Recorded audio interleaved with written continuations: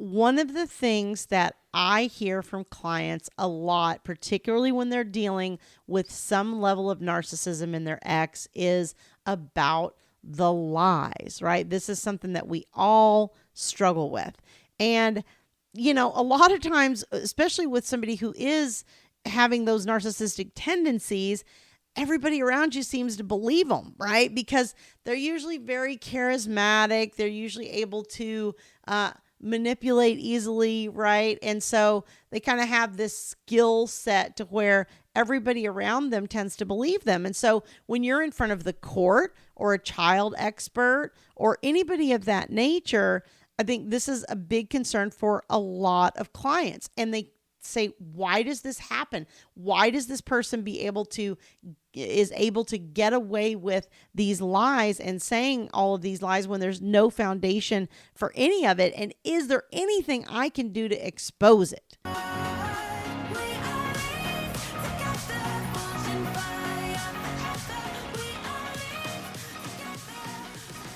The good news is yes. Yes, there is. And so I'm going to share with you some of the ways that you can help to expose these lies and kind of bring them more to the forefront, particularly when you're dealing with experts and people in the court system.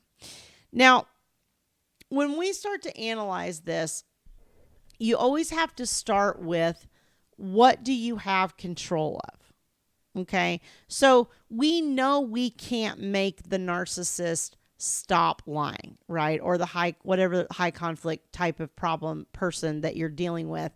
You can't make them stop lying. You don't have the control to do that. So the best that you can do is try to be able to expose the lies for what they are. But we have to go back to, okay, we don't have control of the narcissist or how they're going to lie. So what do we have control of? Well, what you have control of is you. So what I find is when people are trying to expose these lies, they get really focused on the other person. They get focused on that high conflict person that's doing the lying, and they start using a lot of mental energy to figure out, okay, how do I, stop them, poke holes in what they're saying? What can I do to them? How do I change them? How do I get these things not to happen and all that kind of stuff? But really, you have to start by focusing on you, because where this starts to come apart is not necessarily in what the narcissist is doing, but in how you're reacting to what they're doing. What happens with so many of my clients, and moms in particular, right? We're bad for this. I'll just say it because I'm kind of there in the boat with you. And I had a lot of this when I first went through this almost 20 years ago now. But what happens is our reaction is so strong to this narcissistic personality because, one, we've lived with it for so long, right? We've been under this abuse and manipulation and control and bullying and all the different aspects of what go into this type of relationship. And so we've been under this for so long that we're very reactive to it, and we're almost programmed to be reactive to it because you've been in this relationship. These patterns have repeated over and over again. And so it becomes ingrained in you to have this type of reaction to this person. And what happens is we get very emotional. We get almost hysterical. Some people do get what I would call hysterical. And if you back up and look at that, it makes sense, right? These are our children. Like, what's more important for most parents than their children? Nothing. I would say you ask parents, and hopefully at least 95% of them would say nothing's more important to me than my children. And so, obviously we're going to have an emotional hot button, mama bear, as women in particular are called a lot of the times. We're going to have that kind of emotional reaction to things that is going to threaten our relationship with our children or threaten our parenting or our care or our protection of our children. And so I've had several cases where at the very first instance, dad was pushing buttons and this can be either, I don't mean to be biased in any way. This is just obviously what I see more of, but dad's pushing buttons, mom is reacting to it. And then mom's sort of labeled as the crazy one in court, And I think when it's reversed and mom is the narcissist, I think dads, men in general, are better at not having as much of an emotional reaction. I think men have an easier time controlling their emotions for the most part.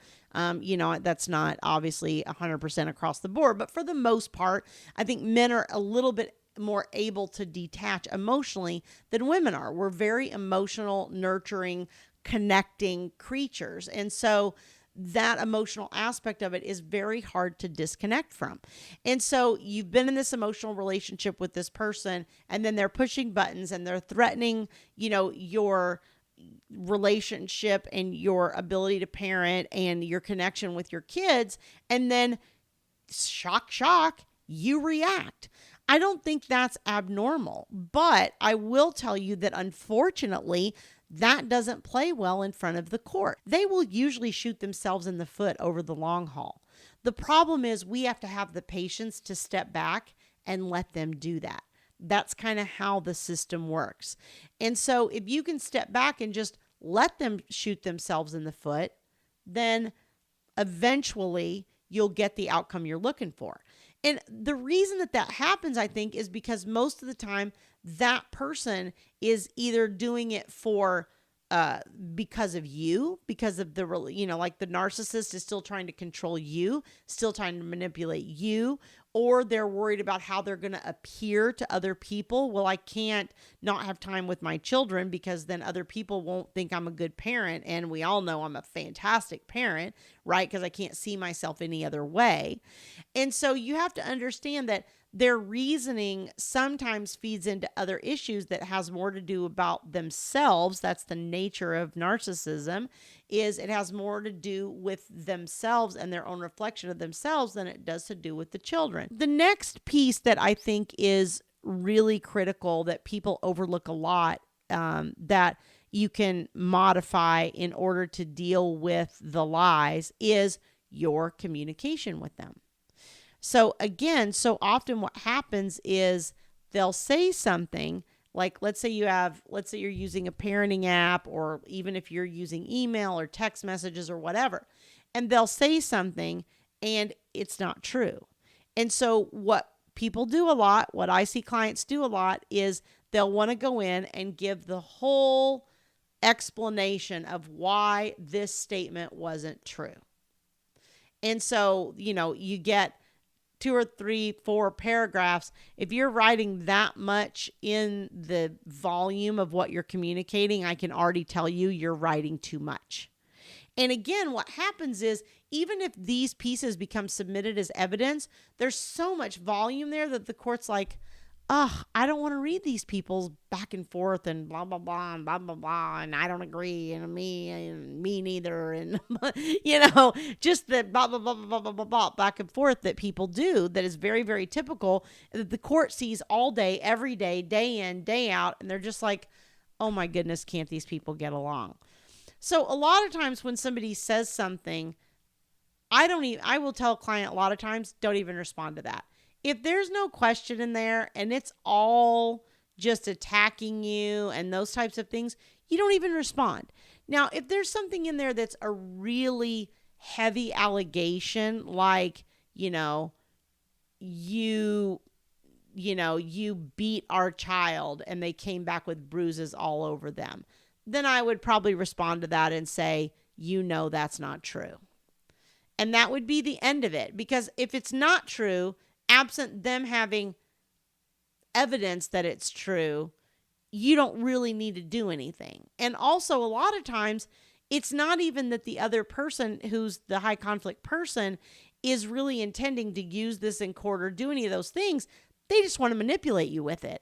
This has always worked in the past. I've always been able to tell you things and gaslight you and do all that stuff, and it's worked, and you become defensive because, you obviously almost believe it yourself because you get so defensive about it. And this is how I manipulate you. And so you have to really be able to kind of understand that dynamic and start not having the responses that you've had in the past where you're responding with 2, 3, 4 paragraphs. So you always have to be handling your situation in a way with kind of the court in the back of your mind, right? Because we don't know when this is going to come up. We don't know what the other person's going to bring in. And so we always have to be behaving as if we're getting ready to go to court. The third thing that comes up with regards to modifying your own behavior is how you handle hiccups in the road. And again, I think this is one of those issues in the gap that's difficult because when you're not in court and you don't have that kind of thing going on, and then something happens, it's like, is your knee-jerk reaction to call child welfare? Is your knee-jerk reaction to call the police? Is your knee-jerk reaction to go file an emergency hearing? And is that the right decision? The problem with those kinds of knee-jerk reactions is many times we're trying to kill a gnat with a sledgehammer, right? If your kids are being driven drunk in the car, okay, you need to go file an emergency hearing. If your kid was,